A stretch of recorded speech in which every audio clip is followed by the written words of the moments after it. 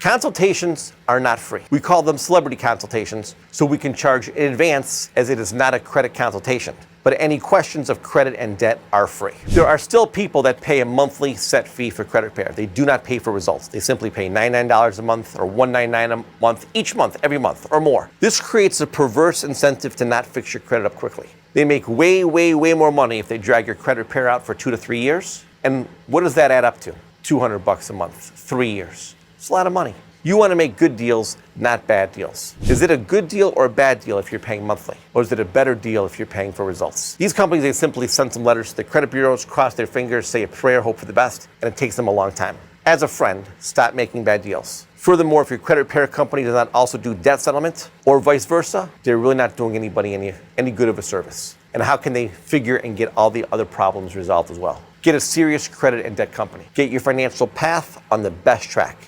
For more credit, debt, foreclosure, and more great tips, subscribe to the channel